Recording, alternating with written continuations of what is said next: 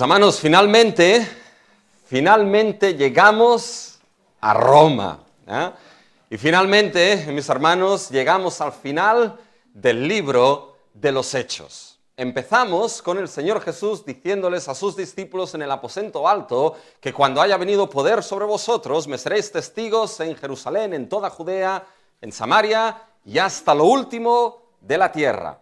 Y ahora llegamos a lo que es la capital del Imperio Romano, llegamos a lo que se podía considerar, aunque no lo era, pero se podía considerar lo que era ya lo último de la tierra en el primer siglo, en aquel Imperio Romano. Finalmente estamos en Roma. Ahora bien, debemos entender en qué punto estamos de nuestro viaje. Porque si recuerdan, en el mensaje pasado, en Hechos 27, empezamos el viaje de Cesarea hasta Roma, navegando por todo lo que era el Mare Nostrum, el Mediterráneo. Y si recuerdan, fue un viaje difícil. Fue un viaje en el cual se encontraron los 276 tripulantes de aquel barco alejandrino, se encontraron con oposición, y si recuerdan, el barco acabó naufragando. Pero Dios le dijo a Pablo que no se preocupase, que llegaría a César a predicar el Evangelio de Cristo Jesús, y de una manera sorprendente vimos cómo Dios le otorgó a Pablo la vida y la salvación de esos 275 tripulantes de ese barco. Por eso Pablo pudo decirles: comer, no temáis, porque ni un solo de vuestros cabellos será tocado. Y el barco naufragó, pero todos llegaron salvos a la tierra. Algo que debemos entender, algo que no podemos perder de vista y que debemos recordar, es que este viaje de Pablo desde Cesarea hasta Roma estaba puesto al servicio del propósito de Cristo, de que el Evangelio fuese predicado en Roma, de que hubiese testimonio de su nombre en Roma. Jesús ya le dijo a Pablo cuando estaba en la fortaleza en Jerusalén de que le sería testigo en Roma. Le dijo también en aquel barco que no tuviese porque llegaría a César predicando el Evangelio. Todo ese viaje era un viaje, mis hermanos, puesto al servicio de ese propósito de Cristo, de que el Evangelio llegase por medio del apóstol Pablo a Roma. Y Pablo predicase. Y en ese viaje Dios obró la salvación para salvar a Pablo y a otros muchos para que llegasen a Roma. ¿Y qué es lo que nos encontramos ahora en Hechos 28, mis hermanos? Nos encontramos la segunda parte de ese viaje. La segunda parte después del naufragio. Y nos damos cuenta cómo el Evangelio, y eso es importante, el Evangelio sigue avanzando, mis hermanos. El Evangelio avanza para llegar ¿dónde? Para llegar a Roma. El Evangelio avanza para que el testimonio de Cristo a través de Pablo llegue a Roma y llegue delante de César. El Evangelio avanza finalmente hasta Roma. Y esto es lo que vamos a ver en el día de hoy. Así que tengan sus Biblias abiertas en Hechos 28, el último capítulo de Hechos, mis hermanos, Hechos 28, del versículo 1 al 31, y vamos a ver cómo el Evangelio avanza finalmente hasta Roma, y lo veremos en 3 puntos en el día de hoy. Primero veremos que el Evangelio avanza guiado por la providencia de Dios. Segundo, veremos que el Evangelio avanza por la proclamación del Evangelio apostólico. Ahora en que eso es importante. Y tercero, veremos que el Evangelio avanza en cumplimiento al propósito divino, al propósito de Dios. Vamos a ver estos 3 puntos en el día de hoy. Vamos al primero. El Evangelio avanza hacia Roma y avanza no de cualquier manera, avanza guiado por la providencia divina. Y eso es algo que podemos ver en los primeros 16 versículos. Nos vamos a dar cuenta cómo hay, en cierta manera, aquí un entendimiento por parte de algunos de que hay un diseño, un designio divino en las cosas que aquí están sucediendo. Pero algo que Lucas va a querer dejar claro es que este designio divino es precisamente la providencia de Dios detrás de todos y cada uno de los eventos para salvaguardar a su apóstol, proveer y de tal manera que pueda llegar entonces a Roma con el testimonio de Cristo. La providencia de Dios está detrás de todo lo que aquí sucede. Y por lo tanto la pregunta que debemos hacernos es, ¿qué nos enseña la guía de la providencia en este texto? ¿Qué nos enseña la guía de la providencia de Dios haciendo que el Evangelio avance? Bien, en este Hechos 28, lo primero que nos enseña la guía de la providencia divina, fíjense, es la identidad del apóstol de Jesucristo. Es lo primero que nos va a mostrar aquí la providencia divina y Lucas, la identidad del apóstol de Jesucristo. Lo vemos en los primeros 10 versículos. Y uno puede pensar, bueno, esto parece que no tiene por qué ser relevante, que se muestre lo que es la identidad del apóstol de Jesucristo, en este caso, el apóstol Pablo.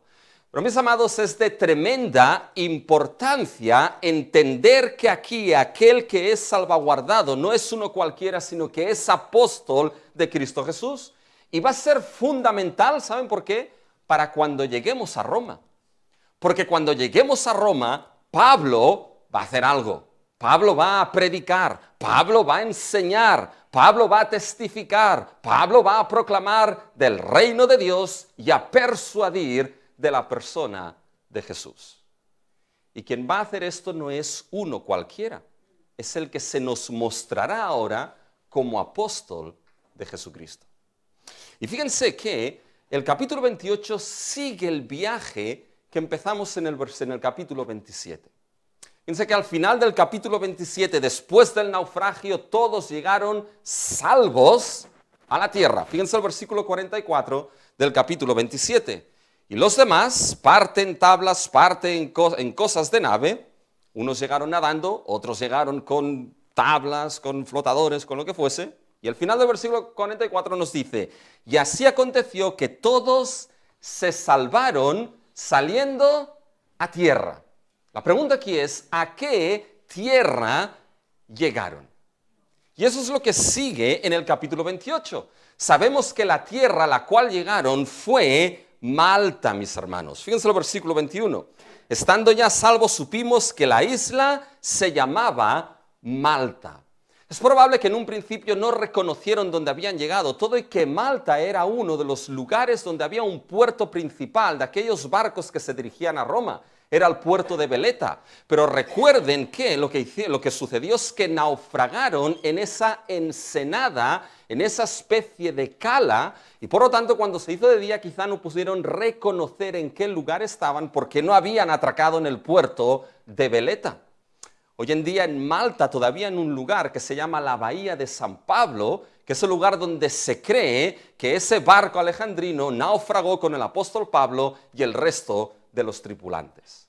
Por tanto, reconocieron al final que era Malta, y fíjense que se nos dice que los habitantes de aquel lugar les ayudaron, tuvieron no poca humanidad con ellos. Fíjense en el versículo 2, y los naturales nos trataron no con poca humanidad.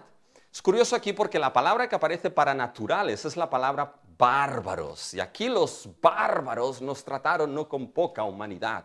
Y cuando nosotros pensamos en un bárbaro, mis hermanos, ¿en quién pensamos?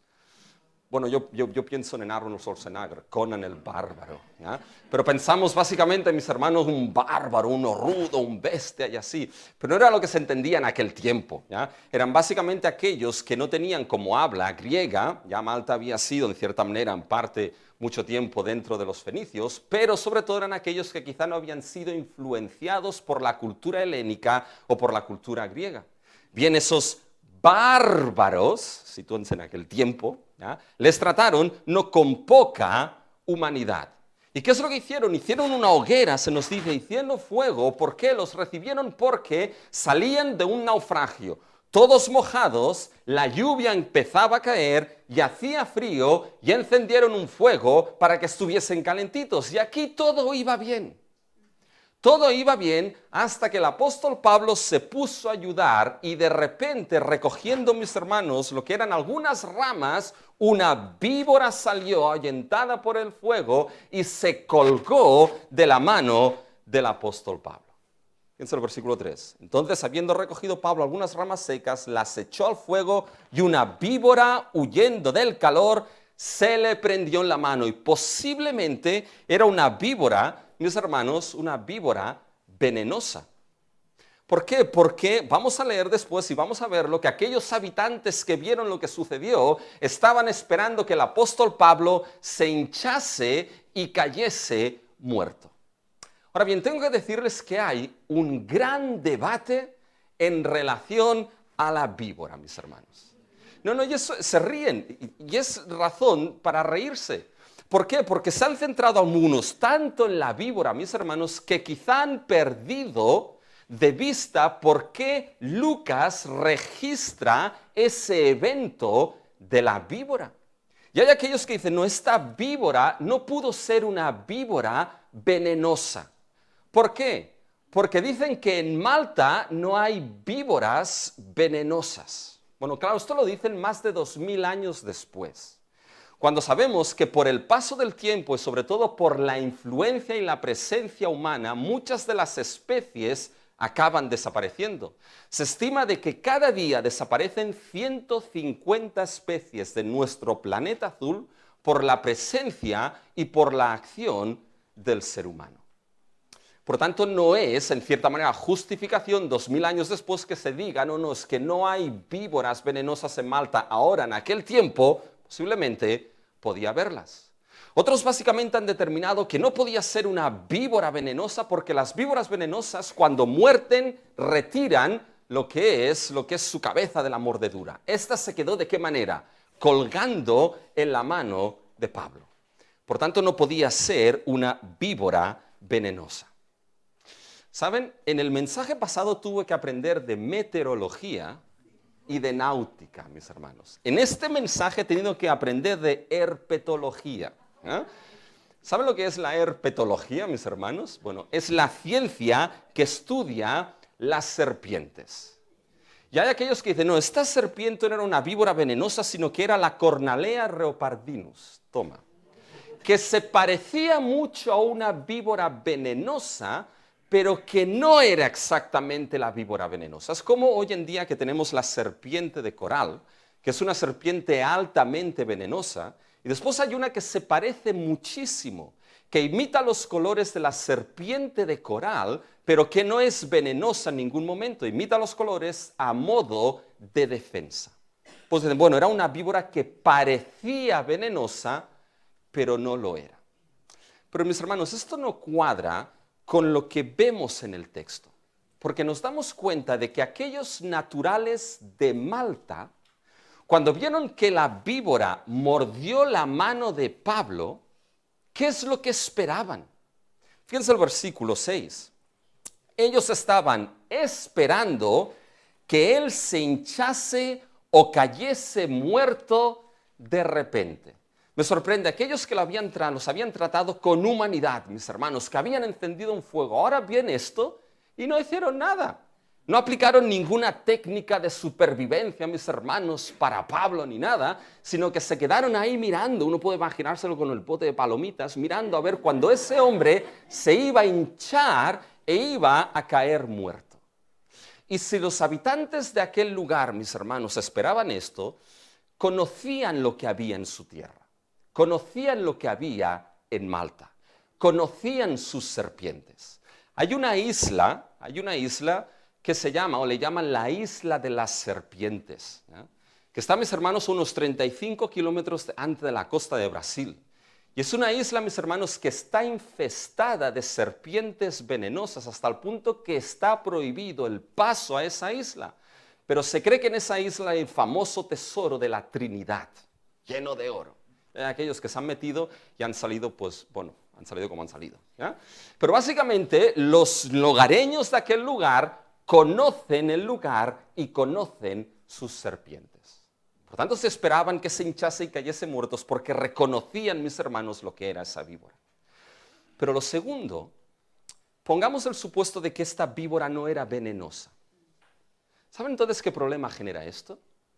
Genera la pregunta de por qué entonces Lucas narra este acontecimiento en el libro de Hechos. Si no era venenosa, ¿por qué invertir palabras y espacio en narrar lo que es este acontecimiento? Mis hermanos, ¿saben por qué Lucas lo narró? Lucas lo narró, mis hermanos, porque lo que sucede aquí verdaderamente es un milagro obrado por la providencia de Dios que salvaguardó y protegió a Pablo para que llegase ¿dónde? Para que llegase a Roma, mis hermanos. El mismo Dios que lo había protegido de los vientos, del mar, de las tormentas, del naufragio, es el mismo Dios que ahora, mis hermanos, protege a Pablo en ese acontecimiento. Es un milagro de la providencia protectora de Dios sobre Pablo. Y ahora fíjense, la providencia de Dios protegiendo a Pablo aquí. Ahora fíjense cómo esto se une con la identidad de Pablo. Porque ese acontecimiento de la serpiente genera una cosa, que esos naturales de ese lugar tuviesen una opinión en relación de la identidad de Pablo. Y fíjense que hay dos referencias a la identidad de Pablo. Fíjense en el versículo 4 a mitad. Ciertamente este hombre es homicida. Y ahora fíjense en el versículo 6, otra referencia a la identidad de Pablo. No caía muerto, y se nos dice a mitad, mas habiendo esperado mucho y viendo que ningún mal le venía, cambiaron de parecer y dijeron, era un Dios. ¿Se dan cuenta? Hay dos referencias a la identidad del apóstol Pablo aquí. La providencia de Dios obrando y protegiendo a Pablo y dos referencias, un homicida o un Dios. Fíjense, vamos a la primera. Cuando la serpiente lo muerde, mis hermanos, lo primero que dicen es que este hombre es homicida. Este es un asesino. ¿Y por qué lo leen así? Fíjense, sigan leyendo el versículo 4. A quien escapado del mar, la justicia no deja vivir. Es decir, están diciendo lo que ha habido aquí es justicia retributiva para este homicida. Se escapó del mar, pero la justicia no le deja vivir. Mis hermanos, la palabra que utiliza aquí Lucas para justicia es una palabra interesante, porque es la palabra diké, mis hermanos. Y es una palabra que se está usando aquí como referencia a la diosa griega de la justicia, mis hermanos. A la diosa griega de la justicia, pero sobre todo la justicia humana. La diosa griega, mis hermanos, que lo que hacía era establecer orden moral y equidad. Se conocía también como némesis. ¿Y qué es lo que significa la palabra némesis, mis hermanos? Némesis es enemigo, aquel que se opone de manera constante a uno. Y era básicamente el nombre de esa diosa griega que era la justicia retributiva, la que equilibraba la balanza en las situaciones del ser humano. Por tanto, fíjense que lo que están leyendo estos naturales de Malta es que lo que ha sucedido con esta serpiente en cierta manera es un designio e intervención divina. Es Némesis o Diké quien ha actuado con este homicida. ¿Se dan cuenta la intervención divina ahí? El designio divino que leyeron. Pero ¿qué es lo que sucedió? Después de que ni Pablo se hinchó, ni Pablo cayó muerto, ¿qué es lo que hicieron entonces? Cambiaron de opinión, mis hermanos. Dice, este hombre no puede ser un homicida, fíjense al final del versículo 6. Cambiaron de parecer y dijeron que era un Dios. ¿Se dan cuenta el tema de la identidad de Pablo? La cuestión aquí es, ¿quién es este hombre aquí? Y mis hermanos, este hombre no era un homicida, este hombre no era un Dios. ¿Saben lo que era este hombre? Este hombre, mis hermanos, era el apóstol escogido por Cristo mismo para llevar su evangelio. La intervención y el designio divino, mis hermanos, ciertamente hubo una intervención divina, ciertamente hubo un designio divino, pero no fue el de Dike, no fue, mis hermanos, el de Némesis, fue el del Dios todopoderoso, creador de cielos y tierra. El Dios que protegió a Pablo en el naufragio, en los vientos, en la tormenta, mis hermanos, volvió a protegerlo precisamente por esto, porque no era un cualquiera aquí, era su apóstol escogido para llevar su evangelio a Roma. La cuestión es, uno dirá, bueno, ¿cómo sabemos que este acontecimiento aquí muestra la identidad de Pablo, no como homicida, no como un dios, sino como apóstol? En lo que sucede después, a partir del versículo 7. Hay algo que narra aquí Lucas que podría haber solo ahorrado. Pero fíjense que a partir del versículo 7 se nos dice que había en aquellos lugares propiedades del hombre principal de la isla llamado Publio, quien recibió honestamente a Pablo y a los suyos por 3 días. Y fíjense el versículo 8. Y aconteció que el padre de Publio estaba en cama, enfermo de fiebre y disentería. Este es Lucas quien escribe. ¿Y Lucas qué profesión tenía? Lucas era médico. Lucas es capaz aquí de diagnosticar que el padre de Publio estaba con fiebre y disentería. ¿Saben esto? Se conoce hoy en día en Malta como la fiebre de Malta. Y es esa fiebre que es causada por una bacteria de los lácteos no pasteurizados o de contacto con animales que están infectados por esta bacteria. Ahora estarán pensando, yo si voy a Malta no voy a comer queso. En aquel tiempo, mis hermanos, era otra cosa, pero se conoce hoy en día lo que aquí Lucas establece como fiebre y disentería, se conoce hoy en día como la fiebre de Malta. Lucas, como doctor, lo diagnosticó. ¿Qué es lo que hizo Pablo, mis hermanos? Pablo lo sanó. Fíjense, el versículo 8. Y entró Pablo a verle y después de haber orado, le impuso las manos y le sanó. Y no quedó ahí el asunto. Eso es un milagro, ¿eh? Eso es un milagro de sanación. Eso es un prodigio. Esto es una maravilla. Y siguió siendo así. Fíjense el versículo 9. Hecho esto, también los otros que en la isla tenían enfermedades, venían y eran sanados. Mis hermanos, esto eran milagros, prodigios, maravillas, muy similares a los que vemos en el Evangelio de Lucas, que se atribuyen también a nuestro Señor Jesucristo. Pero he mencionado, esto eran milagros, señales, prodigios, maravillas. Y menciono estos términos conscientemente, porque cuando vamos al libro de Hechos escrito por Lucas, esas señales, esos milagros, esos prodigios eran primeramente señales de aprobación de Dios sobre su Hijo Jesucristo. Es lo que nos dice Pedro en su primer mensaje. Escuchen Hechos 2, versículo 22. Varones israelitas, oíd estas palabras: Jesús Nazareno, varón aprobado por Dios entre vosotros, escuchen ahora, con las maravillas, prodigios y señales que hizo entre vosotros por medio de él, como vosotros mismos sabéis. Esos prodigios, esas maravillas, eran señales, eran los milagros, mis hermanos, que eran la aprobación de Dios de que Jesús es el Cristo, el Hijo de Dios. ¿Saben lo que es lo interesante en el libro de Hechos? Que estas mismas palabras, prodigios y señales y maravillas, después se utilizan y se aplican a los apóstoles de Cristo Jesús en el libro de Hechos. Escuchen en Hechos capítulo 5 versículo 1.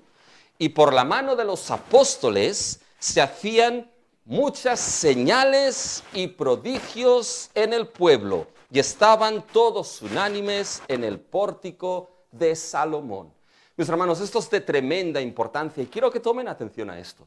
Las señales que eran signos de aprobación de que Jesús era el Cristo, el Hijo de Dios, ahora en el libro de Hechos las vemos sobre ¿quién? Las vemos sobre esos mismos apóstoles. Por tanto, esos milagros, esas señales eran signos de aprobación divina, mis hermanos, de que esos hombres habían sido específicamente llamados por Cristo para dar testimonio de Cristo Jesús. Llamados específicamente por Cristo como sus apóstoles para predicar el Evangelio de Cristo. Eran señales de aprobación de que eran los verdaderos apóstoles de Cristo Jesús. Y mis hermanos, cuando leemos lo que Pablo escribe en otras cartas, leemos a los Corintios, ¿saben qué? Todas estas situaciones que vivió Pablo eran las verdaderas marcas de un apóstol. Escuchen en 2 Corintios 11, versículos 23 al 27. ¿Son ministros de Cristo? Habla de esos que se oponían. Como si estuviera loco, hablo. Yo más, en trabajos más abundante, en azotes sin número, en cárceles más, en peligros de muerte muchas veces. De los judíos 5 veces he recibido 40 azotes, menos 1. 3 veces he sido azotado con varas, 1 vez apedreado. 3 veces he padecido naufragio. 1 noche y 1 día he estado como náufrago en alta mar, en caminos muchas veces, en peligros de ríos, peligros de ladrones, peligros de los dominación, peligros de los gentiles, peligros en la ciudad, peligros en el desierto, peligros en el mar, peligros entre falsos hermanos, en trabajo y fatiga, en muchos desvelos, en hambre y sed, en muchos ayunos, en frío y desnudez. Váyanos a los apóstoles de este mundo y pídanles sus currículums. Porque las señales, mis hermanos, aquí los apóstoles no eran autos de lujo, jets, ni cuentas bancarias infladas. Eran esos sufrimientos, mis hermanos, esas marcas del apóstol Pablo. Y lo que sucede aquí con este acontecimiento y esos milagros, esos señales y prodigios eran la seña de identidad. De que, mis hermanos, aquel hombre no era cualquier hombre, sino que era el apóstol legítimo de Cristo Jesús. Y Dios, mis hermanos, iba a guardar a su apóstol para que el propósito de Dios en Cristo Jesús se cumpliese en él. Llegase a Roma con el testimonio de Cristo.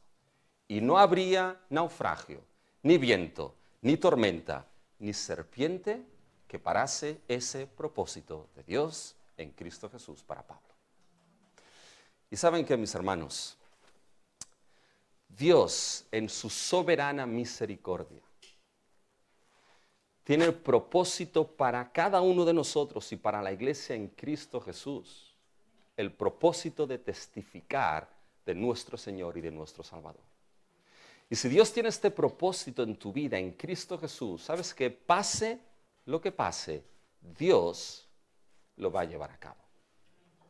Y no va a haber nada que pare el propósito de Dios en Cristo Jesús en tu vida, pase lo que pase.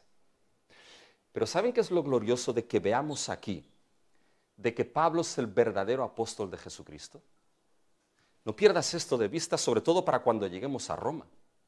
Porque, mis hermanos, si Pablo aquí es el verdadero apóstol de Jesucristo, ¿saben lo que significa esto?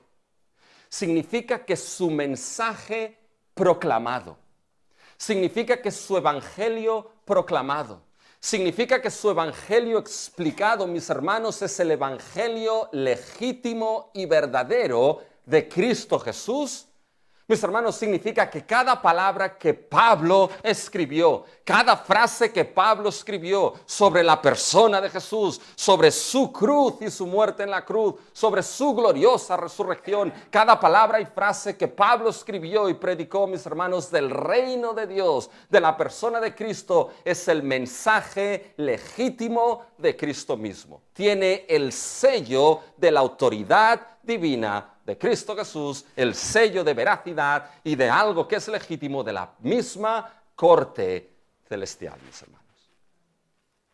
Y esto es de gran importancia porque el evangelio entonces que predicamos y el evangelio que escuchas, que es este evangelio apostólico, hermanos, no es pensamiento humano, no son fábulas, no son mitos, no son reflexiones del ser humano. Es el evangelio legítimo de Cristo, con sello y autoridad divina. Esto es esencial que lo guardemos en mente, porque llegamos a Roma, Pero fíjense que la providencia de Dios nos muestra una segunda cosa. Nos muestra, mis hermanos, la provisión. La provisión, fíjense, para el avance del evangelio apostólico. Dios no solamente aquí guarda a su apóstol, sino que fíjense que ahora va a proveer Dios, mis hermanos. Y fíjense que esto lo vemos en estos versículos de diferentes maneras. Fíjense que en el versículo 2 se nos ha dicho que los naturales los trataron no con poca humanidad, encendieron un fuego. En el versículo más adelante con Publio se nos lee que los hospedó solícitamente por 3 días. Fíjense en el versículo 7. En aquellos lugares había propiedades de hombre principal de la isla llamado Publio, quien nos recibió y hospedó solícitamente 3 días. Es decir, hubo un movimiento de solidaridad, de filantropía con esos náufragos. Y digo filantropía, ¿saben por qué? Porque esta palabra del versículo 2 nos trataron no con poca humanidad. Esa palabra humanidad, mis hermanos, es filantropía, el amor por el ser humano. Los trataron, mis hermanos, con humanidad, con filantropía. Pero fíjense cómo vemos la provisión de Dios, no solamente en estos asuntos, sino en otros asuntos. Fíjense que después de las sanaciones y los milagros, fíjense en el versículo 10 qué es lo que se nos dice.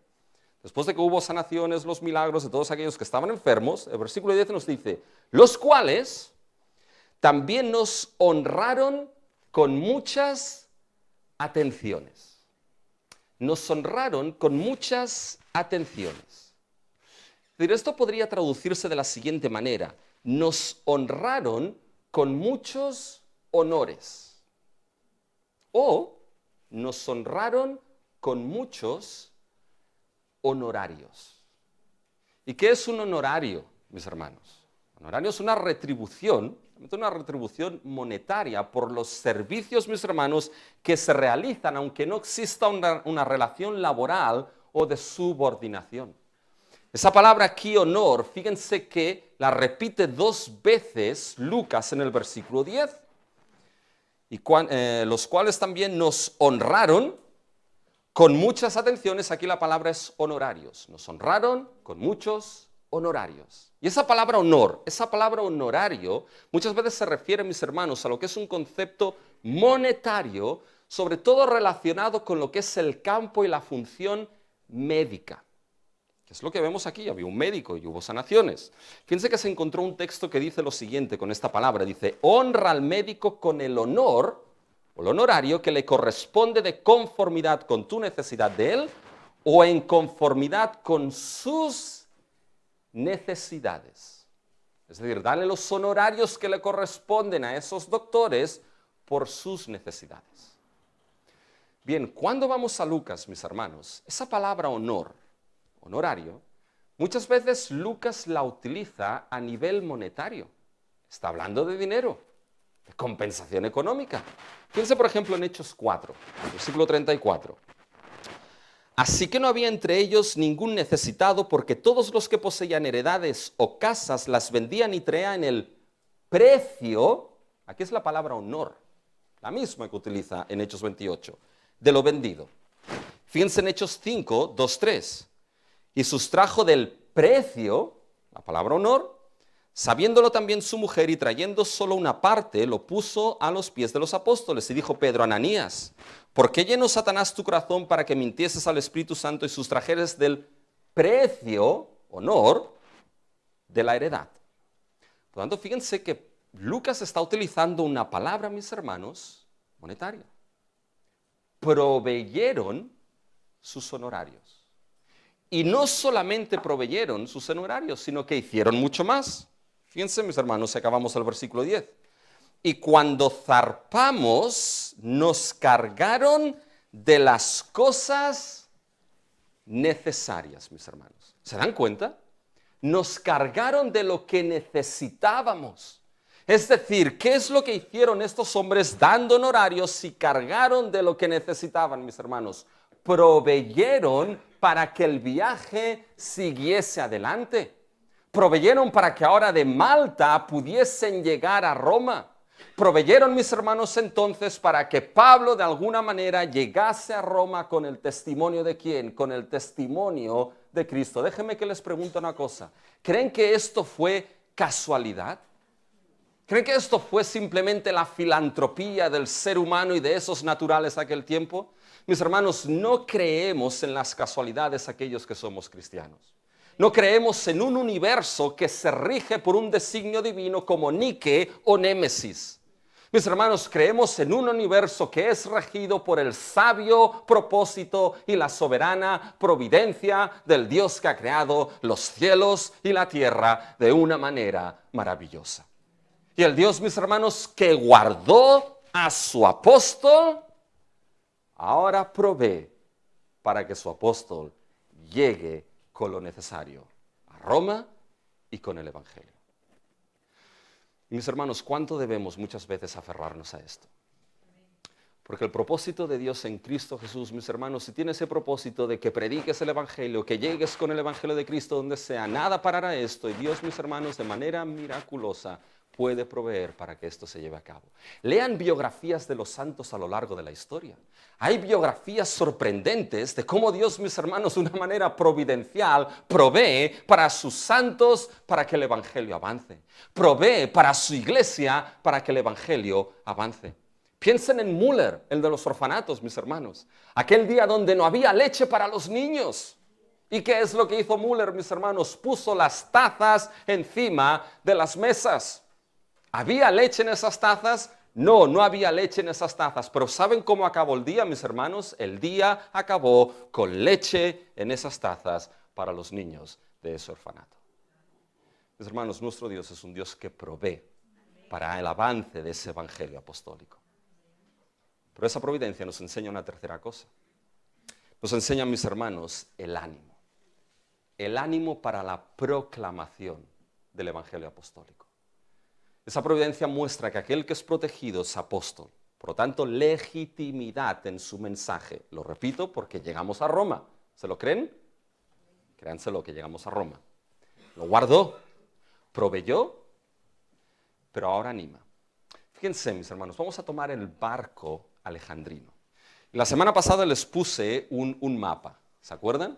Bien, pues voy a repetir mi atrevimiento, mis hermanos. Y les voy a poner un mapa. ¿Ya? Pero es más específico, mis hermanos, porque este mapa muestra el viaje desde Malta hasta Roma. Y fíjense, mis hermanos, que esto lo vemos a partir del versículo 11 en adelante. Pasaron 3 meses en Malta. Recuerden que había una temporada peligrosa de viaje por el mar Mediterráneo, que los historiadores determinan que era desde septiembre 1 hasta noviembre 1, y después en invierno, ¿qué es lo que sucedía? Se cerraba la navegación en todo lo que era el mar Mediterráneo. Por lo tanto, pasaron 3 meses en Malta y después decidieron zarpar posiblemente a mediados de febrero, principios, mis hermanos, de marzo. Y fíjense lo que se nos dice. Encontraron un barco alejandrino que tenía nombre específico. Versículo 11. Pasados 3 meses nos hicimos a la vela en una nave alejandrina que había invernado en la isla, la cual tenía por enseña a Cástor y Pólux. Fíjense que era una nave alejandrina. Y ya explicamos por qué era alejandrina. Porque si recuerdan, las naves alejandrinas eran aquellas naves que solían traer trigo, cereales de Alejandría, que era en cierta manera el granero del Imperio Romano, y las solían llevar, mis hermanos, a Roma. Por tanto, era un barco cerealero, como el que naufragó. Pero era un barco que tenía como insignia a Cástor y Pólux, los dos gemelos. Los dos gemelos que venían representados por una constelación muy específica, que es la constelación de Géminis. Por lo tanto, Cástor y Pólux y la constelación de Géminis se convirtió en el patrón de los marineros en aquel tiempo. Como ahora tenemos a San Telmo, ¿ya?, que es el patrón de los marineros, o también tenemos a lo que es la Virgen del Carmen, ¿ya?, que es el patrón de los marineros, los pescadores y de la Armada Española, mis hermanos. Tenemos el Stella Maris, ¿ya? Pero fíjense, mis hermanos, que aquí no va a ser ni Cástor ni Pólux, ni la Stella Maris, ni Telmo, ni la Virgen del Carmen, la que va, mis hermanos, a guiar lo que es ese barco alejandrino hasta Roma. Aquí es el mismo Dios que lo guió, lo guardó y proveyó, ahora lo va a guiar. Y fíjense, mis hermanos, que de Malta se nos dice que llegaron hasta Siracusa. Y Siracusa, mis hermanos, es un puerto que se encuentra en Sicilia. Era un puerto importante, tenía lo que eran 2 puertos, era un puerto importante ahí en Sicilia. Y fíjense que de Sicilia, mis hermanos, van subiendo hacia el norte y llegan a una ciudad que se llama Regio. Y esa ciudad era importante. Era importante porque era una ciudad que estaba en una costa, estaba en la costa salvaguardando, vigilando lo que era el estrecho de Mesina. Y mis hermanos, hoy en día sabemos de muchos estrechos nosotros. Sobre todo sabemos del estrecho de ¿qué? Del estrecho de Hormuz, mis hermanos. ¿Ya? Cuando uno va a la gasolinera se acuerda del estrecho de Hormuz. ¿Ya? Se acuerda. ¿Ya? Pero fíjense, mis hermanos, que Mesina no tenía petróleo y no era un paso de un estrecho petrolero. Pero ¿saben lo que tenía ese estrecho de Mesina? Era un estrecho complicado, porque tenía aguas, mis hermanos, feroces y turbulentas, donde muchos barcos habían naufragado en el estrecho de Mesina. Era el estrecho que estaba entre la parte sur de la bota de Italia y lo que era la costa de Sicilia. ¿Ven que está estrechito por ahí? Y tenían que pasar por ahí los barcos y era un lugar, mis hermanos, tremendo, de aguas tremendas. Hasta el punto de que esas aguas feroces han quedado reflejadas en la mitología griega, sobre todo en la Odisea de Homero. Pero ha quedado reflejado a nivel mitológico. Porque describían estas aguas feroces con dos grandes monstruos, Escila y Caribdis. En una orilla estaba Escila, que era un monstruo feísimo, de 6 cabezas que cuando los navegantes llegaban ahí desde la orilla devoraba a los marineros. Y en la otra orilla pues no era mucho mejor porque estaba Caribdis. Y era un monstruo que 3 veces al día tragaba y escupía agua. Era un tanto, ¿ya?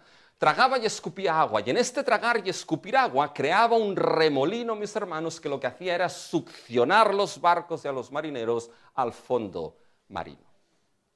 Esa era la mitología griega. Eso es el reflejo de la dificultad del estrecho de Mesina. Pero fíjense, mis hermanos, que la Escritura no menciona monstruos aquí. Esto lo que nos muestra, mis hermanos, es que la Escritura es palabra de Dios. De que la Escritura, mis hermanos, es histórica y no mitológica. Porque ¿saben lo que se requería para pasar por el estrecho de Mesina? Se requería, mis hermanos, que el viento estuviese a favor.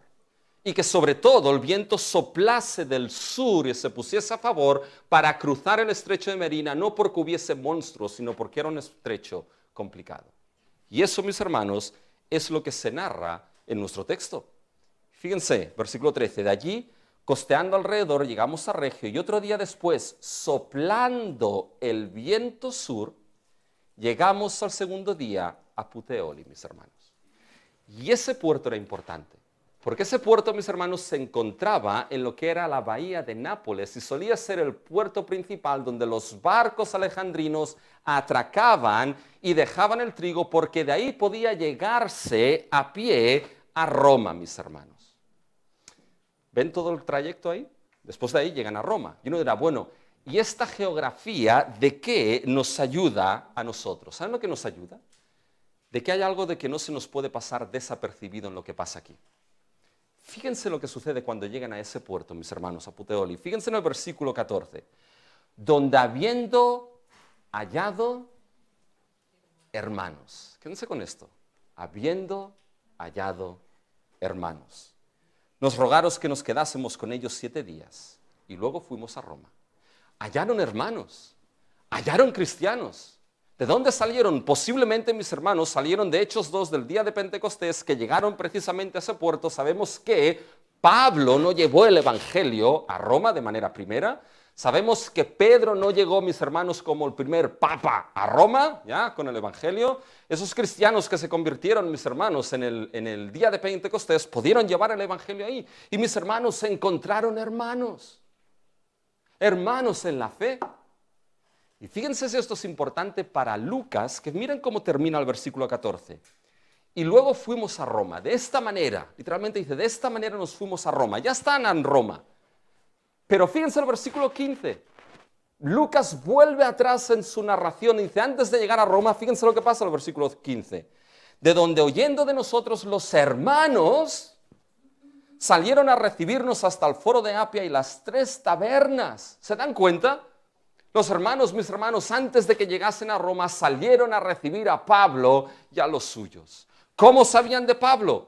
Bueno, quizá hermanos de Puteoli se lo dijeron. Y recuerden que 3 años antes Pablo escribió la carta a los romanos con el deseo de ¿qué? Con el deseo de ir a verles. Y ahora esos hermanos, mis hermanos, se enteran de que Pablo está llegando y salen a recibirlo. Esto es de gran importancia, pero es más importante cómo termina el versículo 15. Fíjense cómo termina. Pablo dio gracias a Dios y cobró aliento. Precioso. Pablo dio gracias a Dios y cobró aliento. Pablo fue animado. Pablo fue sustentado por la presencia de esos hermanos. Era apóstol de Cristo, sí.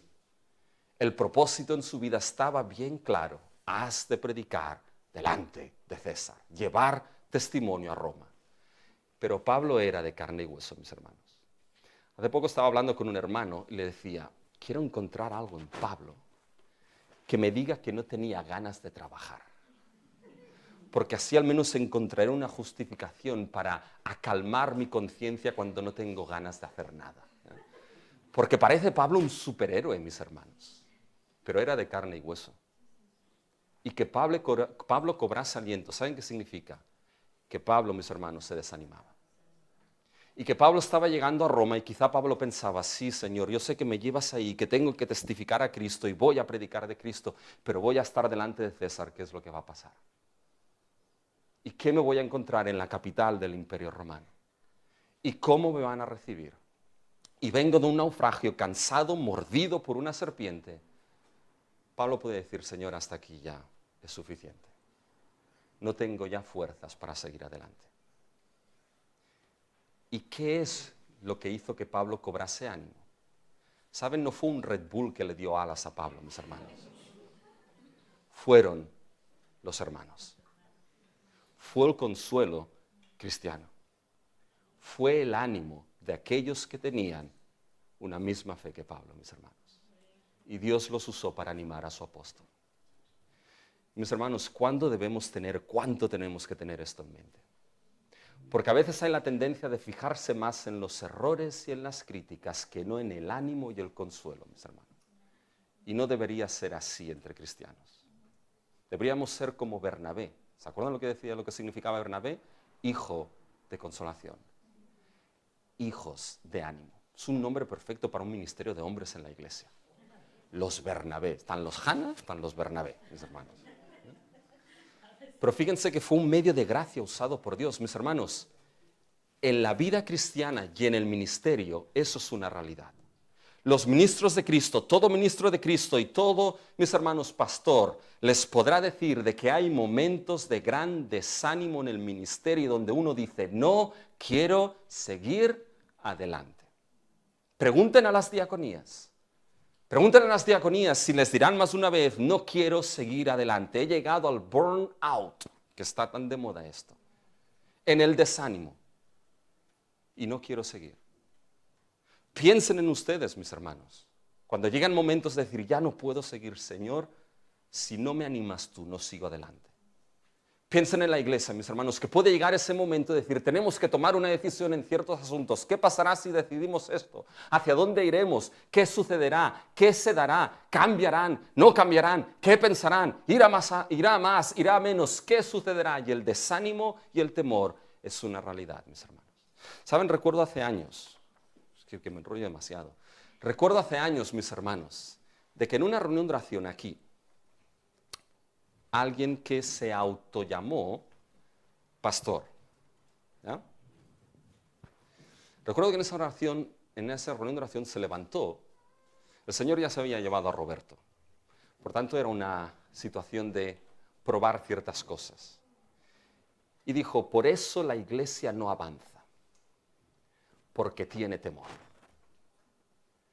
Como si tener miedo a veces y desánimo fuese algo que no fuese espiritual o humano, mis hermanos. Y Pablo, escribiendo a los corintios, tiene que decirles, ¿quién enferma? Y yo no enfermo. Pablo vivía esa situación, la iglesia puede vivir esa situación, pero mis hermanos, ¿cuál es el ánimo que Pablo encontró aquí? ¿Saben cuál fue? Fue el consuelo entre hermanos. Vio a los hermanos y dijo, gracias, Señor. Y Pablo cobró ánimo. Y ese, mis hermanos, es muchas veces nuestra función en la proclamación del Evangelio de nuestro Señor Jesucristo. De todo este primer punto, este es el más largo de todos, este primer punto, verán que los otros son más rápidos, mis hermanos. Pero fíjense lo que vemos de este primer punto. ¿Saben lo que se cumple aquí, mis hermanos? Y lo que aprendemos es que el propósito de Dios en Cristo es imparable. Pablo, llegarás a César. Pablo llega a Roma. Se cumple el deseo del corazón de Pablo cuando escribe a los romanos: quiero estar entre vosotros para compartiros algún don. Y Pablo, mis hermanos, llega a Roma. Y debe, mis hermanos, darnos descanso de que el propósito de Dios en Cristo permanece. Y debemos descansar en algo vital, de que el Evangelio, mis hermanos, que nos ha sido dado, que tenemos, es el Evangelio apostólico, que encontramos en las Escrituras, inspiradas por Dios, mis hermanos. Por tanto, tenemos un mensaje legítimo, con sello divino, una perla preciosa que guardar, una perla preciosa, mis hermanos, que proclamar. Y debemos creer, mis hermanos, que si el propósito lo ha dado Dios, Él guarda, Él provee. Y Él anima, mis hermanos, a través de los hermanos. Por tanto, fíjense que el avance del Evangelio se da guiado por esa providencia divina. Pero ahora viene el segundo punto. El Evangelio, mis hermanos, avanza por la proclamación del Evangelio apostólico. Ahora sí, llegamos a Roma. Estamos en Roma ya. Pero fíjense, avanza por la proclamación del Evangelio apostólico. Esto es importante, porque si han entendido que este primer punto muestra que Pablo es apóstol legítimo de Jesucristo, ¿saben? Hay algo que debe suscitar en su mente, unas preguntas que deben suscitar. Si este es apóstol legítimo, entonces el Evangelio que ahora escucharé, que ahora escucharás en Roma, es mensaje de Dios. Y lo que debe suscitar en tu mente es: ¿voy entonces a no dar oídos atentos a este mensaje divino? ¿Voy a cerrar mis ojos, mi corazón y mis oídos a ese mensaje que viene de la corte celestial, proclamado en labios de hombre? Fíjense, es el Evangelio apostólico, porque Pablo va a predicar no cualquier evangelio, sino el suyo, el de apóstol. Y en ese evangelio, fíjense, mis hermanos, que el evangelio que predicaba Pablo era dos cosas. Primero, era el evangelio del reino de Dios cumplido en Jesús. Fíjense que cuando llegamos ahora a la sección del versículo 17, hasta ya prácticamente el final, hasta el 29, hay dos conversaciones de Pablo con los judíos. Y fíjense que la primera conversación, mis hermanos, que empieza en el versículo 17, fíjense: aconteció que 3 días después Pablo convocó a los principales de los judíos, a los cuales luego que estuvieron reunidos, les dijo. Esa es la primera conversación. Y básicamente les va a decir a esos judíos: oye, no he hecho nada en contra de la ley de Moisés ni de las costumbres de los judíos. Esto vamos muy rápido porque ya lo hemos visto. Es más, por causa de esos judíos tuvieron que cogerme los romanos. Y por causa de los judíos tuve que apelar a César.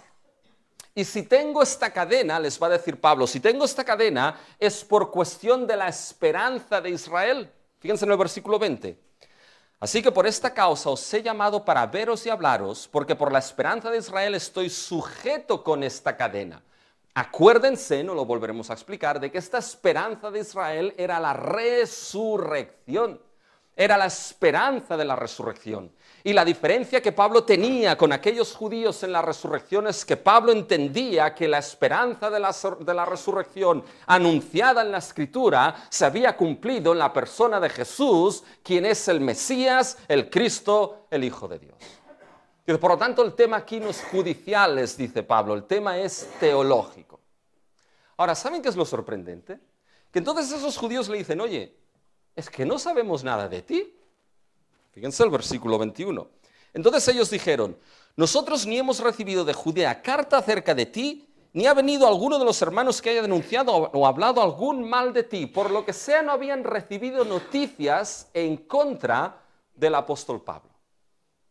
Pero sí habían oído de algo. Fíjense, versículo 22.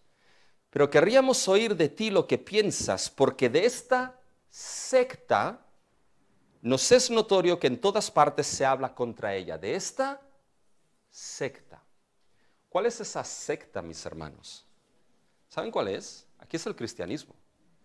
Y sabemos que esta palabra secta se utiliza en Hechos para referirse al cristianismo. Por lo tanto, mis hermanos, cuando Pablo ahora empieza a hablarles de algo, mis hermanos, no les va a explicar solamente el Evangelio, les va a explicar en qué consiste esta secta, en qué consiste el cristianismo.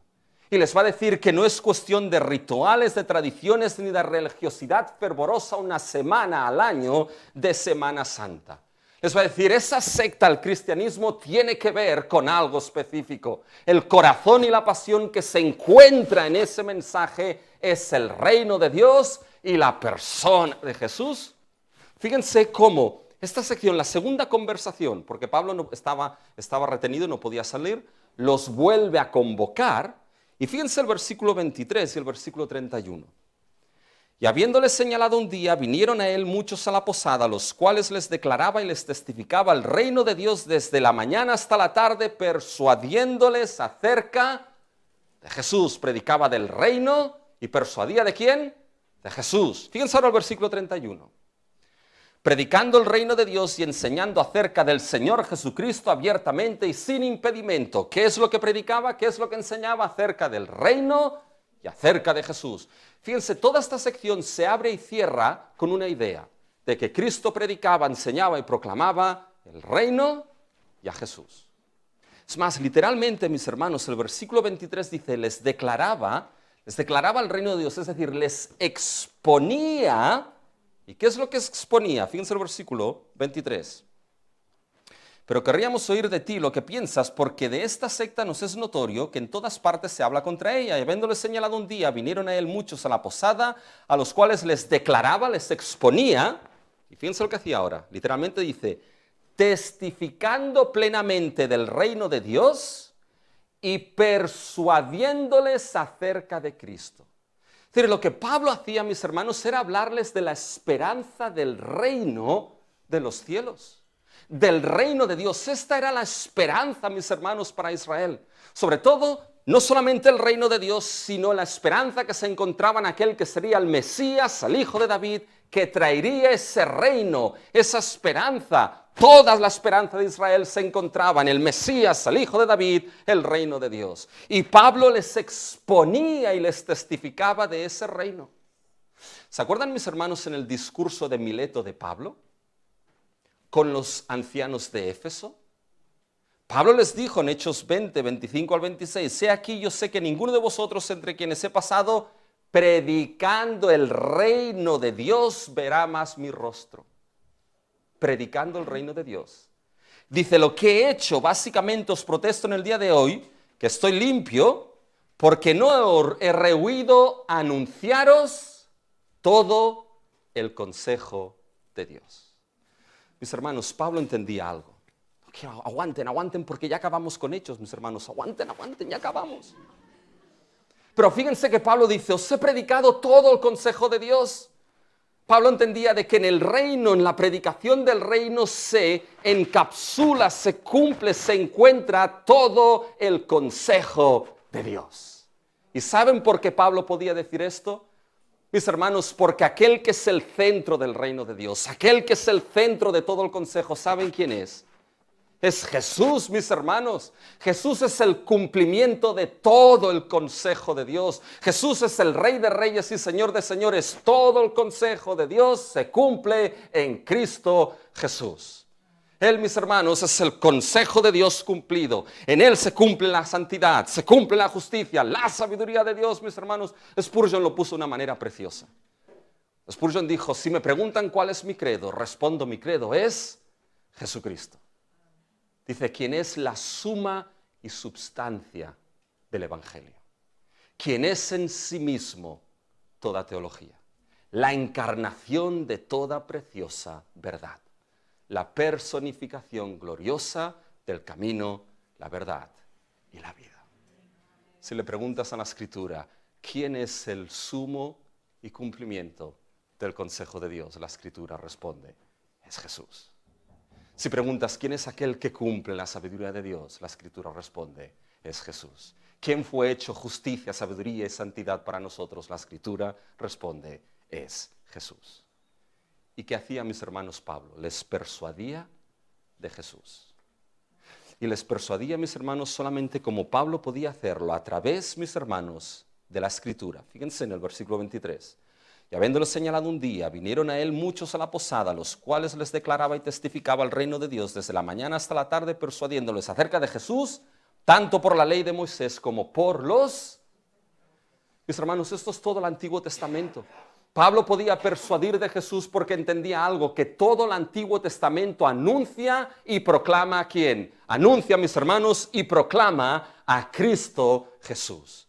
Y esto, mis hermanos, debemos tenerlo muy claro. Fíjense que los 66 libros de la Escritura, los 39 libros del Antiguo Testamento, mis hermanos, son un testimonio, un anuncio, una proclamación de Jesús de Nazaret, de su muerte en la cruz, de su resurrección. Son un llamado continuo y una persuasión continua al pecador a que te arrepientas y creas en Jesucristo, aquel que es el cumplimiento de todo el consejo de Dios. Y debes entender que eso es de vital importancia, porque en la Escritura tienes algo que no lo tienes en las Vedas hinduistas, en el Islam, en el Corán del Islam, ni en el libro del Mormón. De que este libro, mis hermanos, es histórico. De que la palabra de Dios, mis hermanos, es histórica porque Dios obró su salvación en medio de la historia, con hechos redentores históricos, contenidos, explicados e interpretados en esta palabra que fue dada en medio de la historia y la cultura, mis hermanos. Y tenemos grandes descubrimientos arqueológicos, pregúntenlo a Arturo, mis hermanos, grandes descubrimientos arqueológicos que lo que hacen es corroborar, mis hermanos, la realidad de los hechos históricos de las Escrituras. Tienes un testimonio histórico de 66 libros que te hablan de Jesús, su muerte, su resurrección, su reino, su ascensión, su venida, y te llaman a arrepentirte y a creer en Él. ¿Vas a obviar el testimonio de las Escrituras? ¿Vas a obviar el testimonio de Cristo Jesús? Mis hermanos, no tenemos a otro nombre de quien debemos persuadir al ser humano, sino solamente del nombre de Jesús. Pero este evangelio, y con esto termino, este evangelio, mis hermanos, es el evangelio que advierte contra la incredulidad. Fíjense ahora, algunos creyeron y otros no. Y fíjense lo que menciona en el versículo 26. Ve a este pueblo y diles, de oídos me oiréis y no entenderéis. Cita ahora Isaías 6, mis hermanos. Isaías 6 del 9 al 10. ¿Y por qué citará esto? ¿Saben por qué? Porque la cita de Isaías, en Isaías, ¿saben lo que sucede, mis hermanos? Israel, mis hermanos, por su idolatría y su incredulidad, no creía, mis hermanos, era idólatra a Dios, y Dios levanta a Isaías y le dice, oye, ve, predica a estos. Predica para que sus oídos no oigan, con sus ojos no vean, con su corazón no entiendan, para que se conviertan y yo entonces, ¿qué? Los salve, mis hermanos. Yo soy Isaías y aquí Pablo y digo, a ver, Señor, esto cambia todo mi evangelismo, ¿eh? Digo, porque yo predico para que se conviertan, pero no para que no entiendan, no oigan y no se conviertan y no los salves. Pero mis hermanos, la incredulidad y la infidelidad de Israel, Dios levanta a Isaías en ese momento para que su palabra actúe a modo de juicio para Israel. A modo de juicio, por su incredulidad. Para que no se conviertan y yo los salve. Eso es duro, ¿eh? Pero ¿saben lo que nos muestra esto? Mis hermanos, de que la salvación solamente es de Dios. De que Él la da a quien quiere y como Él quiere. De que no soy yo ni nosotros quien la damos, es Dios. Él es autor de la salvación de principio a fin.